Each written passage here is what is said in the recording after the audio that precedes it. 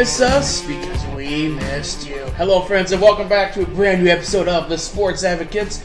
I am the News Advocate and Benzie County record page sports reporter Mitch Vosberg. Playing with me, now at 90 degrees, my sports editor McLain McLain. It's Thursdays, we're talking. How we feeling?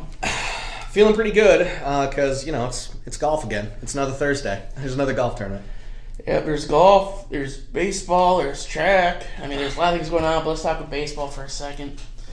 When we talked last for a big episode like this, we mentioned how we felt the Tigers were going to be, let's say, in the pit of misery. Now, all of a sudden, as we're recording this, they won 5-6 and one of the hottest teams in baseball. What is it with the Tigers so far that makes you think it's going to be bad, but it's not going to be that bad?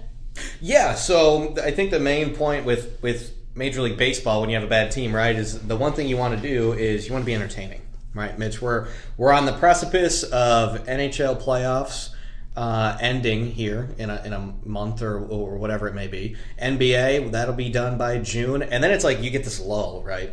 So I think the one thing you ask out of your local Major League Baseball team is that they help you get through the end of June and July. And can the Tigers make it to July? We'll see. Right now they're hot. It's been very impressive and most of all fun to watch. Back-to-back walk-off victories. Right? A Nick Matten home run, a Miguel Cabrera single, and a Kerry Carpenter home run. And then a absolute just a stud of a performance from Eduardo Rodriguez. 8 scoreless innings, 10 Ks, a 1-0 shutout of Cleveland, who's the favorite to win the Central. Yes, they came back and just lost off that 3-run home run dinger from Ramirez there, Jose Ramirez. But this team is playing good. It's just, is it sustainable? I'm cynical. If I was half the fan base, I'd have already canceled my subscription to Bally Sports after what I saw in Toronto. But hey, they're hanging on, and I'm hoping they can keep it going. Yeah, I was shopping at Mario during groceries on Saturday. My brother sent me this text. He said, quote, "I feel like they have just enough pieces to not be the worst team in baseball." Crying, laughing emoji. Crying, laughing emoji. And I think he's dead on. Because not as bad as Oakland. Soon to be Las Vegas. Another Oakland team ditching for Vegas. Oi. Not as bad as the Nationals. I mentioned at one point I would take the over in their wins. I'm thinking 70-92 and okay. Yeah. We finally got to see why Alavila spent on Eduardo Rodriguez. That's exactly why. I don't like that, which he's been capable of the whole time. It's just, personal things happen. But AJ Hinch always finds a way to, they kind of get the most out of guys, these under-the-radar kind of guys. And he's the cog, in my opinion. Yeah. He's the cog that's going to make the machine go. To me, he's at the end of his rope. We need to start seeing some development. That's the whole scouting report on AJ Hinch, right? A la Mark D'Antonio baseball style. He's supposed to be able to take those 2-star Le'Veon Bells and turn them into something else. And really, through most of his tenure, he hasn't done that here, in my opinion. Now, he got handed a terrible deck of cards. One of the worst in baseball. But at what point do you look to him and say, okay, he's supposed to be an elevator of talent. When are we going to start seeing this roster maximized? And I think this season is that season for him. Yeah. Yeah. Also, everything else in baseball so far is good. My fantasy baseball team, my Diamond League, I've had since 2017. Even though I have 5 big guys in the IL, I'm a perfect 2-0 right now. Which, hey, I'm playing with lucky stars for guys like Pete Alonso and Randy Rosarino, which I've stashed away for 2 years. It's kind of nice. Kind of bank off that. Pete Alonso was a great pick. I love me some Pete Alonso. Man, let me tell you, the year he broke out, I didn't snag him in the draft. I snagged him off waivers after the draft. Then he popped off for 45.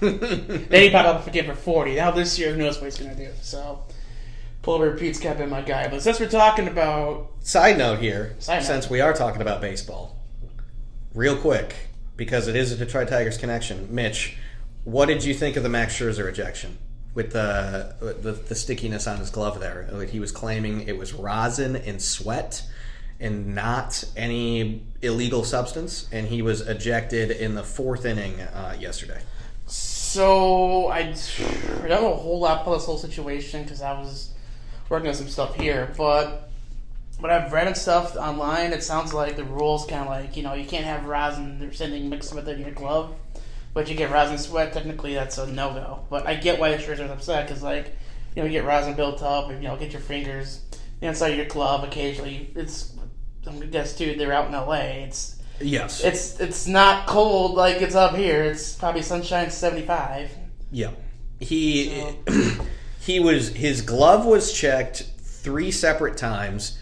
3 separate times they sent him into the clubhouse to get to wash his glove, and or get a new glove, which he did in front of an MLB official. So he's simply upset because he said, okay, I went down into the clubhouse, I went into the restrooms or wherever I went where there's a sink with an MLB official. The MLB official saw me clean my glove off, saw me reapply totally legal substances to my glove, and go back out. And then in between innings, the on-field officials, umpires, kept telling him, well, your glove is too sticky, up until the point where they threw him out, even though he said, okay, well, I had a guy monitoring what I was doing. He's an MLB official, and you guys are still tossing me out. That was the part of the anger. I am with Max on this one.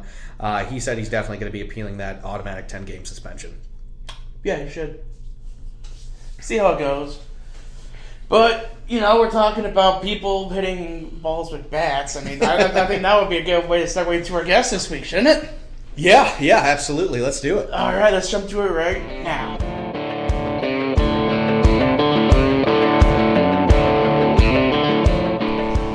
All right, joining us now over the phone because, folks, it's April. We're not in the D. We're up here in beautiful Manistee. It actually rhymed. Oh, my goodness, I can't believe that. But, it's baseball and softball season here. And joining us now here on the phone is Benzie Central softball coach Scott Brautignam. Scott, how we doing, man? Good. Good, man. Well, we wanted to kind of ask you, for starters, how long have you been coaching softball, Scott? This is my 16th year. 16 years. Have all of those been with Benzie?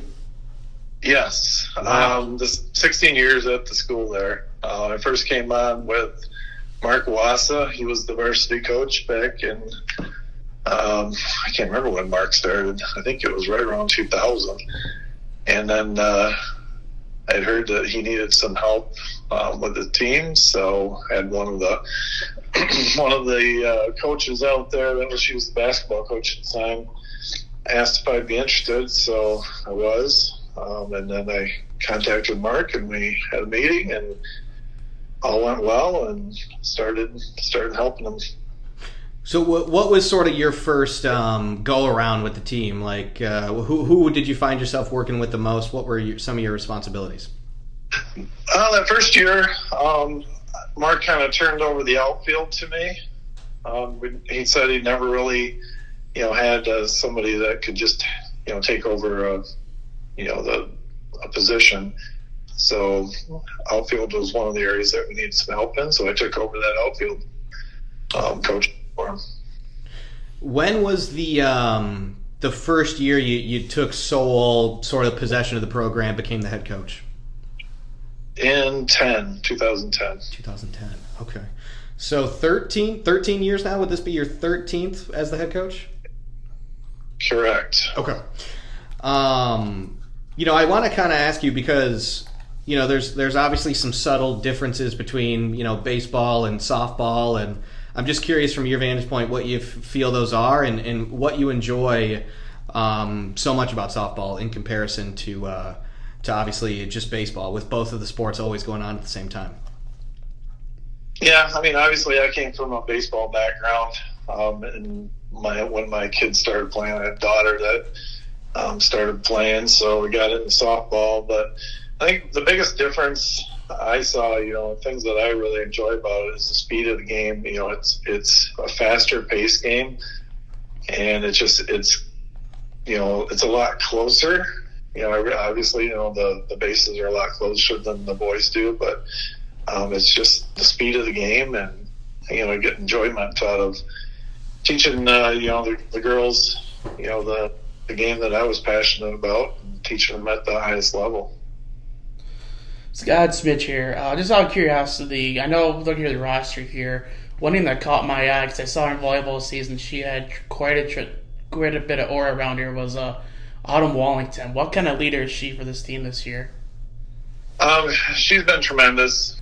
She's one of the captains on the team, and she has really stepped up this year. And her and Grace, they've been doing our Wednesday, player-only meetings before practice. She's kind of almost like that team mom. Maybe that's not the right thing to say, but she kind of keeps them in order and sets the schedule for when I'm not around. I wanted to talk to you about Grace too, Scott. Obviously, a very young player on your team, a sophomore pitcher. She's the number one right now. Just what are sort of some of the things that she brings to the table? Whether it be work ethic wise, just God-given talent wise. She's very a well put together player, and not just a pitcher. She can do some things at the plate as well. Yeah, she's an excellent athlete. She's probably one of the better athletes in the school, if not the best. But she has been, she works extremely hard at whatever we want her to do. And, in sixth grade is when she first started coming to me, or to the coaching staff. And, I kind of recognized right away that I think pitching was going to be one of her things that she could do very well at a high level. And she just works really, really hard, in the off season. And even, sometimes I have to tell her, okay, you need to dial it back a little bit. You need a little bit of rest. Because she'll get out of practice and she'll go home and throw to her dad, or even just throw into a net. She's a little bit of a perfectionist and wants it. If she doesn't have a good outing, she'll go home and work at it. But some of the things like she does, this year, she has stepped up when she's not pitching. She's our shortstop, her and Macy Jones. And then at the plate, she's that number 3 hitter for us, and she can do it all. She's super fast when she gets on the bases. She hits for power, and she's probably one of our better bunters when we need her to do that. One other name that's sort of popped up to me in the couple of games that I've been able to see of you guys so far, and I don't know if she's on a hot streak or what your evaluation is of her so far, but Macy Jones seems to be doing really well at the plate right now, getting some timely hits. She is. It was, we lost a number of good players last year. One of the spots we lost was our leadoff hitter, Donna Schultz. She was our leadoff hitter for the last 2 seasons. And coming into the year, I was scratching my head about thinking about, okay, who's going to fill that role? So we tried a couple of players. Everybody was going to get a shot at it. And Macy, her first outing, right away, she had a few hits in that game in that leadoff spot. She just has kind of taken over that role. And that's a position, too, that a lot of players do not like, being that first one up, to start a game. So it's a little bit of a difficult spot for you. You got to want that. So, and she wanted it. She's done an outstanding job. She's been putting the ball in play just about every time. And her strength this year has increased quite a bit too. Her power, she's hitting shots. And actually last night in BP, she hit one over the fence for us last night. I've been here for just a little over a year now, so I'm still trying to learn all the rivalries and all the traditions. But one rivalry I picked up out of the gate was Benzie Central and Frankfurt. At least for you, how fun and how intense is that rivalry? It's pretty intense. We talk about it all the time. Last year we split with Frankfurt, and it's been a pretty close series since I've been there. It's back and forth, either tight games, or we're splitting games, or there's we'll have a little streak, or it might be a couple of years where we get the best of Frankfurt, and then there's a few years where they're getting the best of us. So we're always talking about it, and it is one of our main rivals, to the girls, and they know it. So they're always coming for that, and I'm sure the Frankfurt girls feel the same way. Scott, we want to sort of ask you some lighter things here as well. Moving into a little more of a fun portion of the podcast. Always asking some people some different questions here. What's a memorable sporting event for you that you've been able to see? Oh, boy. Probably way back. When I was young, probably the first one would be my brother. He played for TC Central, and we went down to the Silverdome, and they won a state championship in '78. It's kind of aging me a little bit, but that was a very memorable experience for me. Other than that, probably when I was young, my family, we used to go over to Milwaukee and watch the Tigers play over at Milwaukee County Stadium. Every year we take the ferry across and do that, watch the games. It was a little bit different back then. We'd go and watch their warm-ups, and you could hang out right next to the stands, and the players would come over and you could talk to them. I know I have a picture down in my basement of me and my brother and Billy Martin when he was coaching the Tigers. Okay. Anybody in particular you remember having a conversation with? Oh, I was pretty young. Probably Billy Martin would be the one. Okay. Scott, I ask every coach and every athlete this question because as someone who used to work in a pizza shop, I gotta know the answer. Does pineapple belong on pizza? Yes. Thank you. Actually, when we order pizza, we usually get the deluxe and the Hawaiian. So. Okay. All right, Scott. Well, man, I appreciate you taking some time today. Mitch and I both appreciate it, and hopefully we'll be talking soon here sometime down the line. All right. Well, thank you. I appreciate it. All right, big thanks to Scott for joining us here for the podcast. Kind of cool little chat with him. Absolutely. Scott always brings a lot to the table when we do have discussions.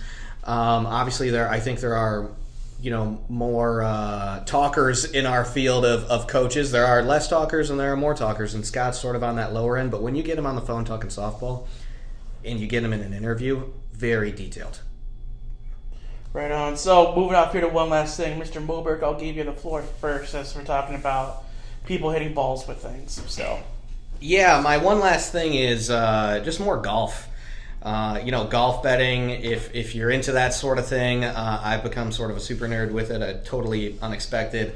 Probably watched about 5.5 hours of video and read even more stuff on the Zurich Classic, which is going on this weekend. Hey, you want to make a little money, in my opinion, throw a few dollars on Sung Jae Im and Keith Mitchell to win this team event. Patrick Cantlay and Xander Schauffele, they're 3-1, so why not sprinkle a little there? And for me, sort of a dark horse to win this event would be in terms of the DFS, Daily Fantasy Sports, would be in the 7K range. That would be Thorbjorn Olesen and Nikolai Hojgaard. Both young golfers who make a ton of birdies, and in a team event that was won at 29 under last year. You need to make a ton of birdies on this course. It's an easy course. It's set up to be made a birdie course. And the only way you win this tournament is by going low. And so that's my dark horse.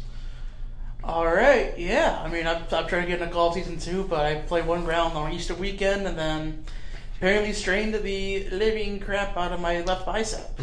It's finally healed now. There were some photos I took in Man City's soccer game last week where my left arm wasn't quite up all the way and got tilted a little bit. No lie. But power through regardless. I'm also going to talk about people using sticks to hit things. Also to hit other people's bodies. I'm talking about a sport called hockey. The NHL Playoffs are in full swing. And man, the only bright side about all these cancellations that happened this week because of weather, because Mother Nature can't let us have nice things in northern Michigan apparently, is been able to watch the first couple games of the playoffs. And man, even if you don't watch hockey, even if you don't know what hockey is, just start tuning in now. Just start watching some of these games because this is hockey at its finest. This is hockey at its best and most intense. It's most passionate. It's kind of hard not to get romantic about hockey at this point in the stage. I mean, so many big storylines in this. Like, is Toronto finally going to win a playoff round for the first time since 2004 with all their pieces and all these years, past decade of just, we're not, Game 7, Round 1, we're good. We're done. I was just going to say, I don't know much about hockey, Mitch. I do tune into a few playoff games, but even a non-hockey fan knows if the Leafs are in the playoffs, they will quickly not be. Yeah. Yeah, and you know what, honestly, that life gets harder when you get the 2 seed in the division, but the 3 seed is Tampa Bay, the team that Stevie Y built, mind you. They're already down 1-0. They lost Game 1, I believe, 7-3. I don't see them winning that. But yeah, I mean, a lot of these playoff matchups are really interesting, especially Edmonton, Los Angeles was the first round matchup last year.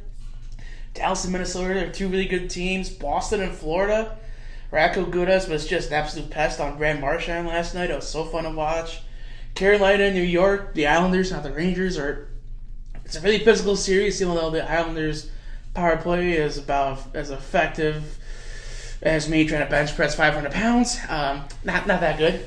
But my Winnipeg Jets, as I'm pulling my snapback right now, looks like they may be able to pull off a first-round upset over Vegas, which would be one round further they picked the Jets to go start of the year. Then it could be a playoff team. But then obviously you got the brand new Seattle Kraken taking on the reigning, defending, undisputed Stanley Cup champions, Colorado Avalanche. Seattle leads that series 1-0 right now. They do. Best of 7. So yeah. Even if you don't know, even if you don't know the difference between a back check and a forecheck, like, still watch these playoffs. I mean, since hockey's been back on ESPN, it's been slowly starting to creep back up where it should have been, especially when I was a kid 20 years ago. There's always good storylines in the NHL playoffs, in my opinion. But who's going to win, Mitch? Okay, first of all, I just said I was a kid 20 years ago. I'm trying to comprehend what the hell I just said. That's alarming. I have money on Rangers and Oilers in the Stanley Cup Finals. Okay.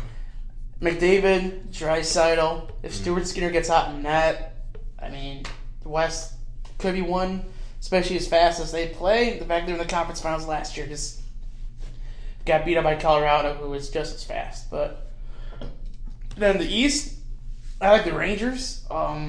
Igor Shesterkin, when he's hot, is one of the top 3 goalies in the league. It's a team that's done a really good job of building a young nucleus. Added Patrick Green at the trade deadline to a team that made the Eastern Conference Finals last year before being bounced out by Tampa. So now in the finals, place your bets. I left Philip at home, my magic nickel that helps fix these decisions. But yeah, I like the Rangers and the Oilers in the finals, which means the Rangers and the Oilers aren't going to make the finals. So yeah. So yeah, this wraps up this episode of the Sports Advocates. Any last thing you got to your chest here, bud? No, man, that's it. It's going to be another exciting weekend of sports. People tune in, have some fun, drink some adult beverages if you feel the need. Hopefully we get better weather than we've had. And, knock on wood there, right? There's been a lot of rain these past couple of days. I'm looking forward to some sun and hopefully cooking out on the grill here soon. My fingers are crossed and my toes are crossed for good weather, let me tell you. It hurts to do right now. But anyway, yeah, let's wait till next week. I got my final mock draft dropping. Next week's episode, we're going to talk about a little bit. But until we talk about that next time, for McLain Mower, Guy Mitch Fosberg, keep your stick in the ice.